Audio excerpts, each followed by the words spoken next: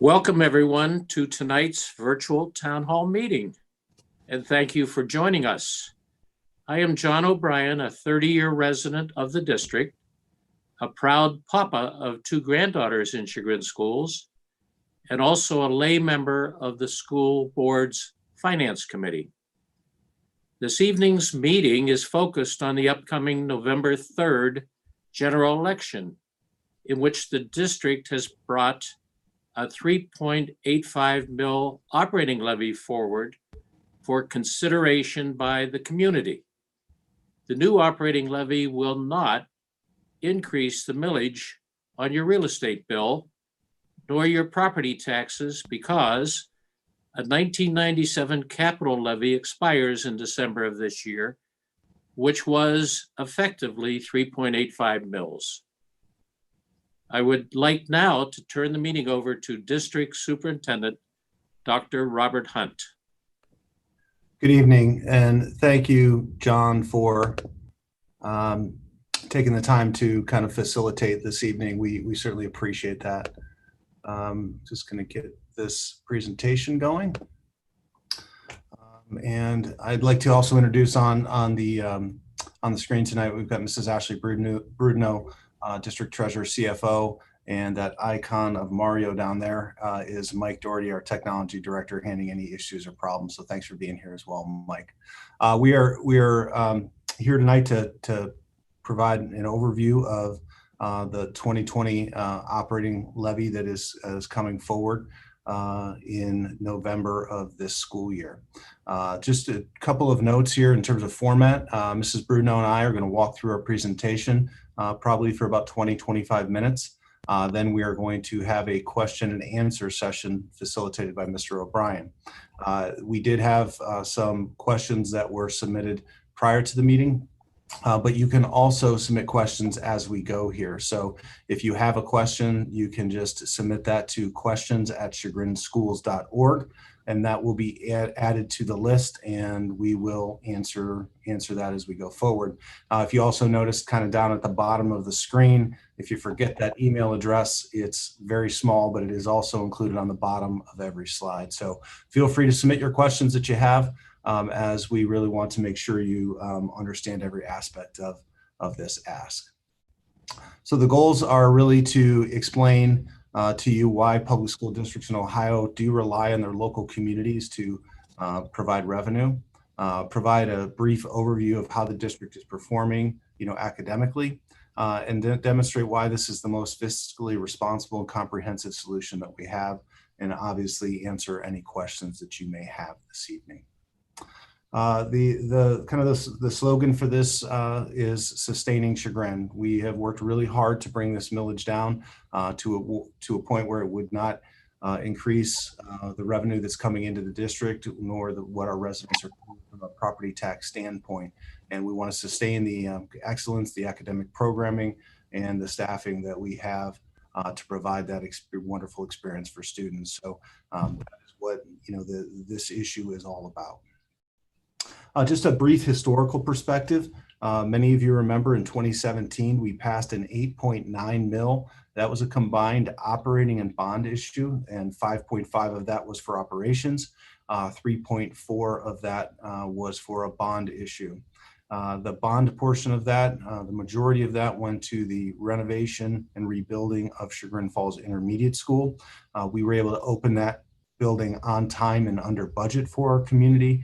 And we're also able to stretch those bond dollars to impact other areas in our school district. There's a long list of capital projects that we were able to accomplish due to coming in under budget, including new pavement, roofing, new and secure entryways at Gurney and the high school, to name just a few of those.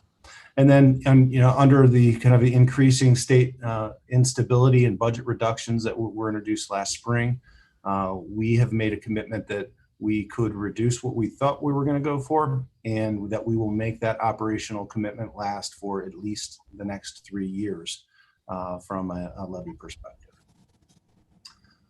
In the spring of 2020, so last fall, District Finance Committee, which Mr. O'Brien is a member of and led by Mrs. Brudno, came together with members of our Board of Education to evaluate our financial position and look at where we needed to go from an operational perspective. At that time, two things kind of occurred. Mrs. Brudno and I began looking at efficiencies and potential areas for savings in the district, and then the analysis of what it would take to extend and push out a levy for 4 to 5 years. So we were tracking for being on the ballot for about a 7.9 mil ask in November of this year. Obviously, in March of last year, everything changed, and we felt that we needed to recognize the instability of the economy, the uncertainty of the times, and do everything that we could to reduce what we were bringing forward to our community. So we did a variety of things, including making some difficult reductions in the district to decrease this ask to 3.85, which does not increase the amount of taxes currently paid by our residents to the school district. So how is that possible? Mr. O'Brien already did a very good job explaining this, and I know we'll probably hit this a few times as we go. But in 1997, the district passed a bond issue to build what at the time was our state-of-the-art new building, Chagrin Falls Middle School. We refinanced those bonds in 2012 and accelerated the payoff. And the last debt payment for that in 2020 equates to 3.85 mils. So we think about millage being in kind of separate buckets. There's what you're paying in terms of capital debt or in bond, and then there's the operational side.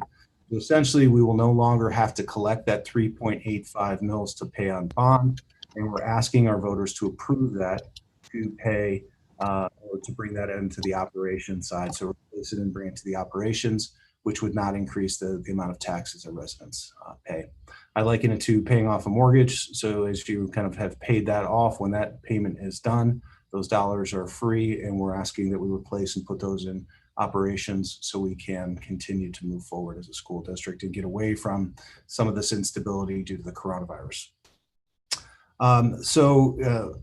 To be clear, probably our biggest challenge is to make sure people understand that this is kind of a flat tax or no additional revenue for the school district, as the ballot language starts with the language "in additional tax." So that right away is confusing. So remember, there's 3.85 falling off. Mrs. Brudno verified that with the county auditor, and we're asking to approve that 3.85 in the operations, which we would essentially bring that millage over to the operations side.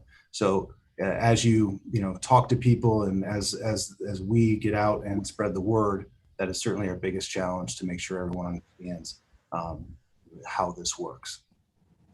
So I'm going to take a step back, and I'm going to turn it over to Mrs. Brudno, who's going to talk through district finances and one of probably the most impactful pieces of legislation that really plays out in bringing school districts back to the ballot, House Bill 920. Thank you. Yeah, so one of the challenges that schools face is the perception that as property values increase, our revenue increases. That's not actually true. In the 1970s, when inflation was very high, House Bill 920 was passed. And what that does is it keeps the amount of revenue that we collect on any levy flat. So as the years go by and property values increase, the amount that we can collect on that value or on that levy stays the same. So in order to do that, the county actually reduces the millage. So that's where you get the effective millage versus the voted millage. So to illustrate that, suppose a district in 1990 passed a levy that generated $100 at that time. That same levy now still only generates $100, and they reduce the millage so that the amount that we're collecting stays at $100. Obviously, of course, now 30 years later, $100 does not go nearly as far as it did. In addition to that, we've experienced reductions in state funding. So that, combined with expenses that do increase over time, we get this mismatch. And every school district in Ohio is in this position. And this House Bill 920 creates this cycle that we have to continue to go back to our voters. Our expenses, like any other business do go up. We do everything that we can to improve efficiencies and control those costs. And I think we do a very good job at it. But expenditures do slowly increase over time. So if you want to advance the slide for me, Bob. So this is kind of a visual to help people understand House Bill 920. So our expenses slowly rise and our revenues every time we pass a levy stay the same. It stays flat. So then we have to come back to the voters to catch up to those expenses as our expenses exceed our revenues. So you can see there's that plateau. We're flat for a while and then we'll pass a levy and revenues increase. And then we're flat for a while again until we pass another levy. So to illustrate this, this is another picture just kind of explaining it. This compares the operating millage rates for all of the schools in Cuyahoga and Geauga counties. The blue is all of the other schools. The orange obviously is us. And the gray portions of those bars there are essentially lost millage. So we pass millage and, we'll talk about voted mills and people like to compare us based on our voted mills. That's not actually what we're collecting. So all of that gray area is what we've lost to House Bill 920. And this is class 1. This is our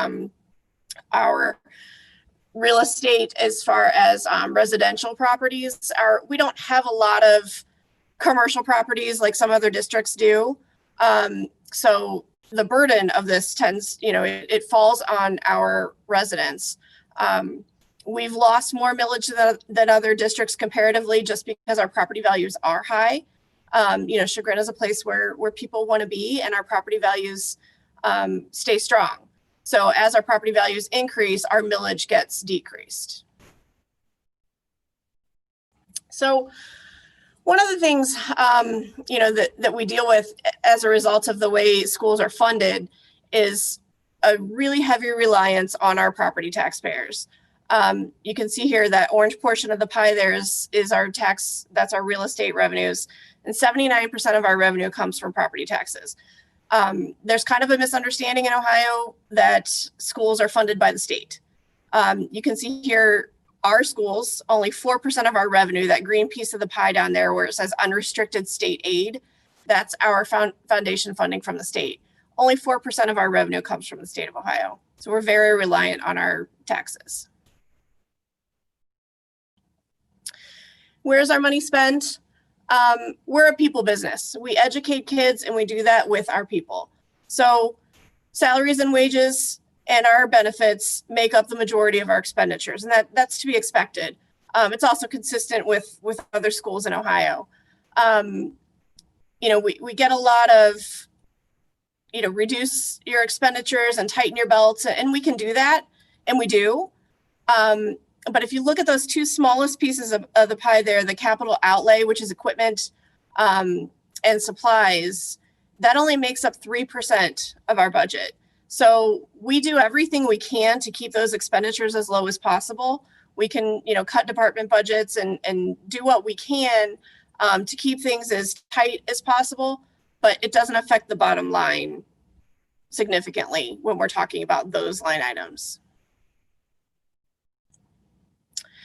So this is a picture just to kind of show the need. The blue bars there is our revenue, the orange is our expenditures, and the green is our cash balance. So you can see as our expenditures are projected to start exceeding our revenue, cash balance obviously goes down. We do have a policy at the district that states that we want to maintain 2 months worth of expenditures. So that red line there represents that. We don't want to go below that. That's the bare minimum that we want to maintain. So you can see right now, if we don't change anything at all, we're projected to run out of money. This adds in what the millage, the proposed millage would do. So that yellow line there represents the 3.85 mills. And you can see starting in 21, if this were to pass, we would collect half a year of that because schools are on a fiscal year end, which our fiscal year is June, and taxes are collected on a calendar year. So in the first year, we would receive half of that. And then in the next year, we would receive the full amount. And you can see, it takes us out another 3 years, which is the intent, and that's our commitment, to get us another 3 years, kind of get out of this economic environment that we're in and reassess at that point.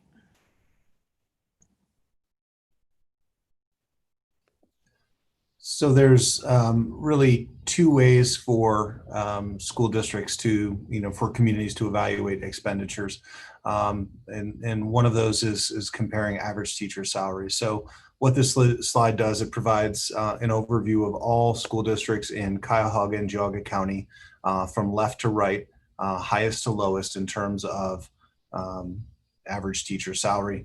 Obviously, the average is in green, and our school district is in orange. So I think by looking at that matrix demonstrates that, comparatively, we do a pretty good job in terms of that expenditure. The other is a per pupil expenditure. And this is essentially, there's a lot of different ways to look at this, but this is essentially how much you're spending annually per pupil. And would note that this data is from 2019. It's the most recent data from the state of Ohio. But again, you've got your Cuyahoga and Geauga County lined up left to right, your highest per pupil expense all the way to left, and your lowest all the way to the right. The local average and where Chagrin falls right below the local average. So looking at those two matrices, it gives you a good idea of how we're spending our money in comparison to other school districts. So in order to get the millage down, Dr. Hunt noted that originally when we first started talking and assessing our needs, we were thinking we were going to be at about 7.9 mils. When COVID-19 hit and we decided that was not something that we could do, we had to come up with something to still get us through without bringing in the revenue. And the only other way to do that is to reduce expenditures. We sat down and created a very extensive list of possible areas where we could reduce. And the items you see listed here are where we decided. Some of these have already been implemented in the previous year. Others are being implemented this year. And it sums up to $1.2 million over over 2 years. So, we're doing everything we can to get that millage down, to get it to, we were very thoughtful in where we wanted to be to get it to the 3.85 mils. And this is how we're doing that. So, I noted before when I showed you the pie graph that 4% of our revenue comes from the state. And the way the state's revenue is distributed is very reliant, their formula is reliant on wealth and perceived wealth, just property wealth and income as well. So this just compares us to all of the other schools in Cuyahoga and Geauga and shows you the amount that we get per pupil from the state of Ohio. So we're the orange bar there. The green is the average of all of these schools listed here. And it just another way to show you how reliant we are on our taxes. So we as a school district certainly believe it's our responsibility to seek as much assistance as we possibly can for our local residents. And we've been pretty aggressive over the last 5 years in obtaining outside grants to support the initiatives that we're trying to do educationally within the district. This is just a list of those grants in recent years that have offset dollars that, if we wanted to do what we did, would have come at the cost of our local residents. So Straight A grant was huge for technology infrastructure, establishing an infrastructure for one-to-one technology that's going to be in place for years to come. The other one that I'll point out is the Ohio Cultural Facilities Grant, where we were able to obtain about $600,000 from the state of Ohio, again, to offset cost as part of the bond issue and renovation of Chagrin Falls Intermediate School. So we are as aggressive as we possibly can in anything that we qualify that meets kind of our mission and our vision. We're certainly aggressive in going after those things. We also need to take a step back here and recognize how important our support organizations are in everything that they do. I often say they're our value added, or they're kind of miracle grow to the ideas that we have. So they are continuously raising funds, supporting the initiatives that we're able to do, and obviously often are kind of seeds to innovation and change in our school district. So this just gives you an idea of the scope and capacity in which they impact our school district, and also offset dollars that would have to come from residents if they were not doing all the great things that they do on a regular basis. So, you know, we from an organizational standpoint, you know, what is the return on investment is always the question. And when we look at, you know, what we're doing academically and what we're providing our students from a not only an academic but an extracurricular standpoint, I think we're able to accomplish a great deal when you consider those two matrix. You know, to compare our finances, we were around average for both of those. And I think you would find that our academic performance and accolades are, you know, at a very high point in terms of the history of our school. I really like this graph Mrs. Brudno found, so I'm not going to take credit and explain it to you. So I'm going to ask you to walk us through this graph that I think does a good job of visually giving the return on investment for our schools. Absolutely. So this is a scatter graph that appears on ODE's website when they release the report cards. And on theirs, it contains all 12 districts in the state of Ohio. So there's just kind of a giant blob of ink in the center there. I took their idea and just plotted all of the Cuyahoga and Geauga schools. So every dot there is a school. Obviously, the orange is us, and you can see, just like we showed you before with the bar graph, we are slightly below the average spend per pupil. But as you can see, we are not below in performance. We are right there at the top in performance. So just a good way to show return on investment that, you know, we are getting top performance, but not spending top dollar. Yeah, and to just to reiterate, the expenditure per pupil is that kind of bottom line, and that performance index score is really, it's a way that we kind of gauge our year-over-year growth because it really rolls up all of the state testing that is administered in grades 3 through 8, as well as the high school end of course exam. So it's a good way to kind of benchmark how you're doing holistically, and also for those people who like to compare schools, it kind of levels the playing field, if you will. For measurement. So speaking of a performance index, if you look at the data, obviously last year, you know, this year's report card is not worth putting in here because the state testing didn't take place due to COVID-19. But if you look at our increase over, you know, a 3-year period coming into the 18-19 school year, really with that achievement in the 18 and 19 school year, we've steadily increased our performance index. We've increased the number of indicators met. We're continuing to graduate a high percentage of students and meet all the indicators in the state report card. If you like to rank, in 18-19, we were 3rd in the state of Ohio with the performance index score and the highest performing high school in the state of Ohio.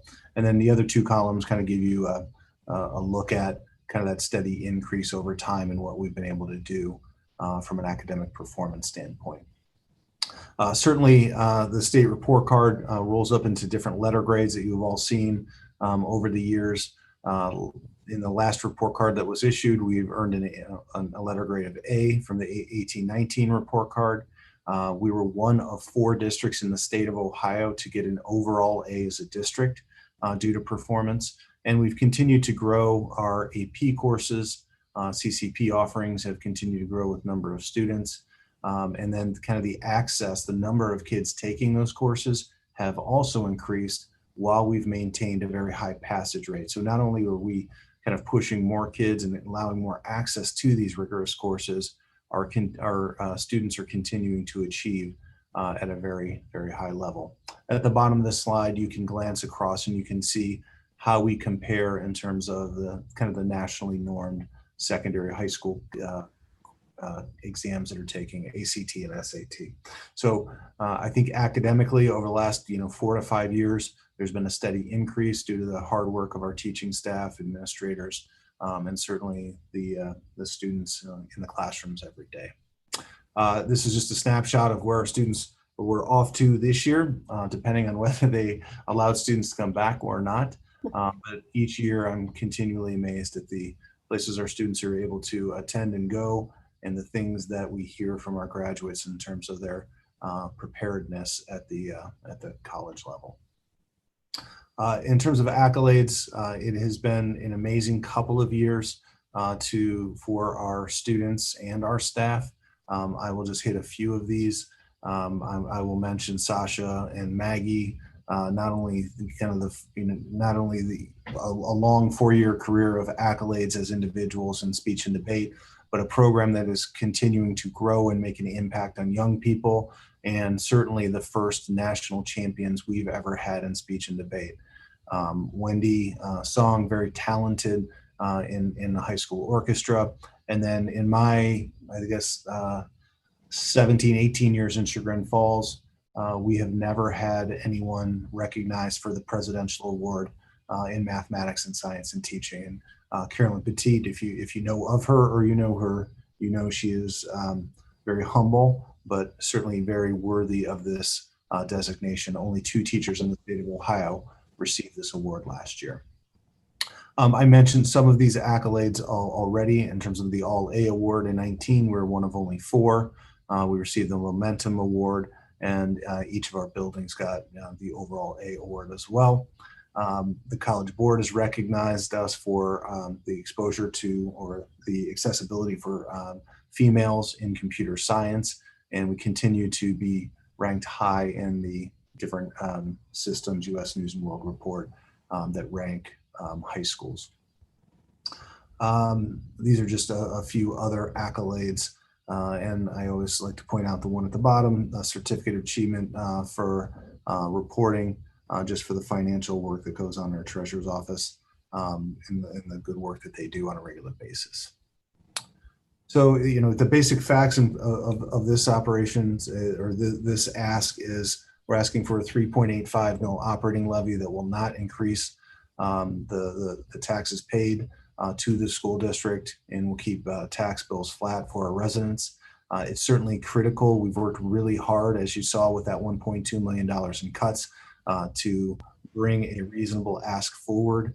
And, often people, ask about, well, what happens if it fails? And we don't like to run scare campaigns, but the reality of that answer is it's going to be some combination of additional cuts, which, Ashley and I had created a significant, list that really starts to impact programming and what we're offering students, and a return to the ballot for millage.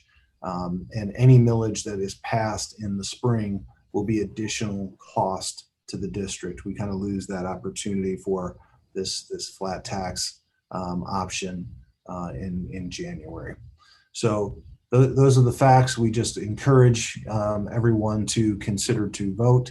I know it's going to be an election with a lot of people exercising their right, and we've included the link, and we'll upload this presentation.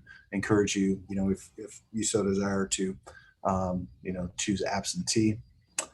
And this is really about retaining and sustaining everything that we're able to offer to students and young people in this wonderful school district. So Ashley, unless you have anything else, I think I'm going to turn it over to Mr. O'Brien to cover any questions that we may have received in advance or this evening while we're presenting. Thank you, Dr. Hunt. The questions, I have 6 questions, and some of them have been answered. Most of them have been answered in your presentation. But just to reinforce the points that are being asked, I will read them to you. The first 2 I'm going to combine. What will be the cost to the residents of 3.85 mils? And what happens if the levy fails? What's the contingency plan? So I will cover the cost. 3.85 mils costs let me start over. Property taxes are assessed on 35% of your home value. So if your home is valued at $100,000, you're taxed on 35% of that. So this levy, were it to be additional millage, would be $134.75 a year for a $100,000 home. That equates to $11.23 a month. Take the value of your home, multiply, if it's $200,000, then multiply it by 2. So it's about $135 a year. What happens to that if that's the amount that's coming off? So that's the amount that would be reduced on the taxes next year per person. Contingency plan. Excuse me.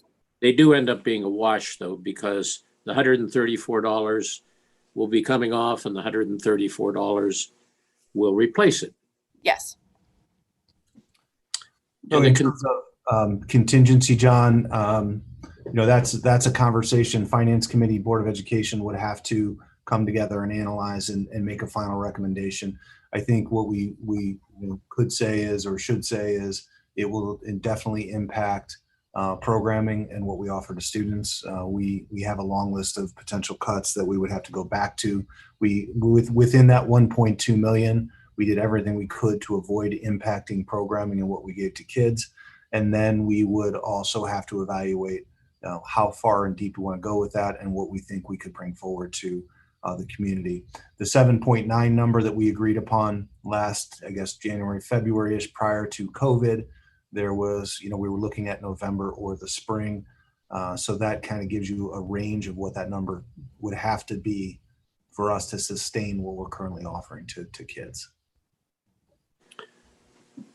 Another question that I think you've answered with the $1,241,000 in cuts that you have already put into place, but what has the district done specifically to maintain costs, or in this case, reduce costs, over the last couple of years? I'll take it. So as a district, as a board, administration, and down to staff level, we're always looking for ways to increase efficiencies, avoid costs wherever possible, without impacting the classroom. Over the last couple of years before the 1.2 that we've put into place, we made some changes to health insurance, which reduced the district's spend. We increased contributions by employees in a couple different categories on insurance, which reduced the district spend. Those are the specifics. And then in addition to that, the 1.2 million are items that are being implemented right now. Yeah, so I would only add to that, over the last two kind of negotiations, we've worked with both of our unions to come up with reasonable changes that have had significant impact on slowing our growth down, our year-over-year annual growth. So some of those were in healthcare, some of those were in steps in terms of compensation, but we've worked really hard to slow the pace of how we're growing down. And I think our per pupil spend is, evidence of that work that we do continually to try to control costs as much as possible. Another question that was in your presentation, but just to reinforce it, if you are successful on November 3rd in the general election, are you committed to not returning to the ballot for another 3 years? Can I ask, is there going to be another pandemic in that 3 years? Yes, we are making that commitment to stay off the ballot at least 3 years operationally. And with everything that we know and can kind of predict, we'll do everything we can to keep that commitment. I will say in my 17 years, we have hit or exceeded every levy cycle commitment we have made to the community And I certainly don't want to be, and I'm sure Ashley doesn't want to be the first treasurer and superintendent who doesn't hit the mark when we say that. So we're committing to 3 years. Yeah, and that is a shortened length as well. You know, originally when we were talking higher millage before the pandemic hit us, we were expecting that to last longer. And this is part of getting that millage down, is kind of shortening that cycle as well. The next question deals with state funding. We know that the state cut our funding considerably when the pandemic hit, and with the help of Senator Matt Dolan, we were able to get that reconsidered, and the cuts were less, but still significant. Mm-hmm. What do we expect coming from the state for the coming year or years? If I could see the future. Well, right now, we are being funded at the same level as last year, post cuts. So in May, we were originally told we were going to be cut $34,000. It ended up being $145,000 that the cut was for last fiscal year. This fiscal year, right now, we're being funded at the same level. In conversations and meetings, you know, that I have with treasurers and superintendents and members of ODE, right now we're expecting that to stay level for this year. What happens beyond that, you know, we're really not sure. This year will be the end of the biennium, so the state will have to put a new budget through in June. There's a renewed push right now to kind of reform the way we fund our schools in Ohio. So, you know, that's kind of gaining a little bit of traction again. We talked about that 2 years ago, and now we're kind of back at it. You know, if that happens, the way schools are funded is going to change. So the amount that we get may change. I don't know if that's going to be, you know, how that's going to work. Right now, the way the state kind of comes up with the number that we get, they kind of back into the per pupil amount. They do their budget. Here's the amount that goes to schools, and then kind of back into the per pupil amount.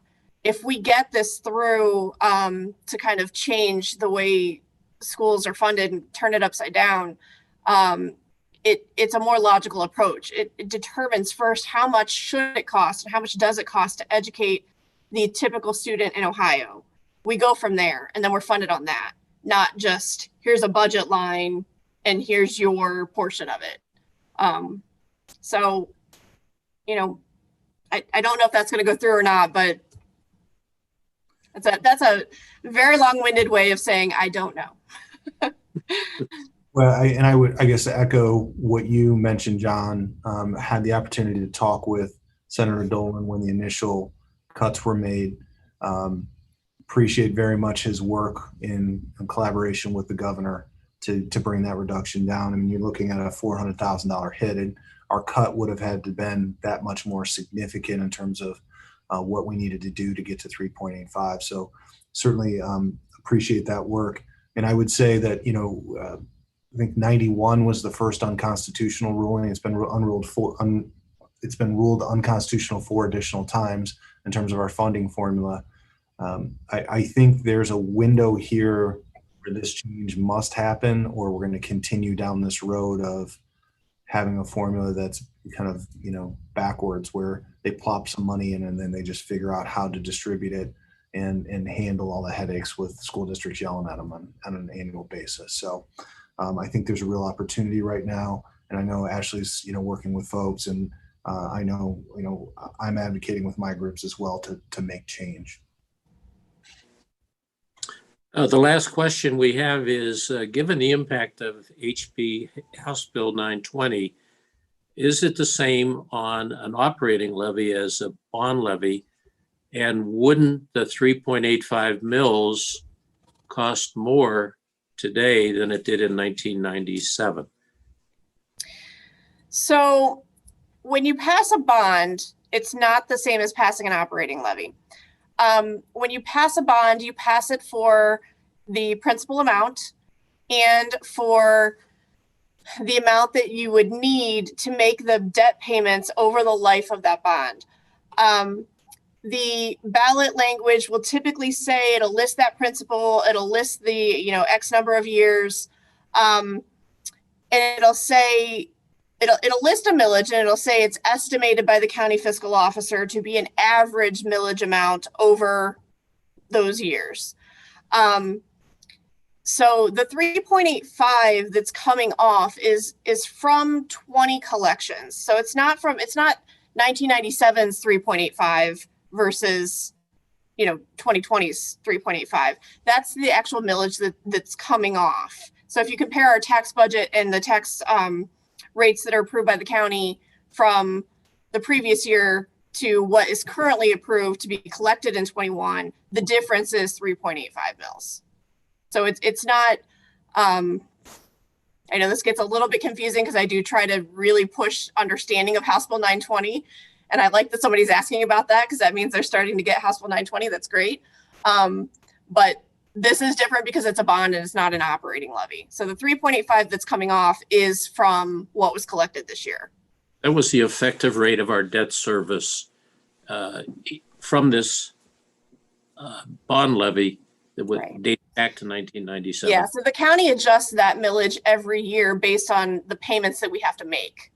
So they'll take our debt schedule and how much we have to pay in interest and principal, and then assess the millage on that year's values based on what we need to collect. And the effective rate was 3.85 for the bonds that are going away. Yes, that is the difference. So the amount collected, I do have it in front of me, for the bond retirement fund in the previous year was 8.15 mils. And our tax rate resolution, if you look at that, what we approved in March for the bond right now states 4.3 mils. So the difference there is the 3.85. That's the end of the questions. I'd like to thank everybody for attending this evening. And we're going to do it again next Tuesday at 6 o'clock. Tune in and see if you get the same answers next week. John, I want to thank you for facilitating this tonight. Encourage all those that are watching to, we'll certainly post this to help us spread the word to get the information out. And obviously, welcome back next week for round number 2. Hopefully, we've kind of demonstrated the work we've done to bring this thing down as low as we possibly can to maintain things and get away from kind of what our country is currently facing. So we appreciate your time, those that are watching, and certainly Mr. O'Brien, thank you for your time and all you've done for the district over the years. So have a good meeting. I want to say as well, before we close here, before next Tuesday, if you do have additional questions, feel free at any time to call or email me or Dr. Hunt. If you want to really get into the weeds of property taxes and talk about the details, I'm more than happy to do that. Okay.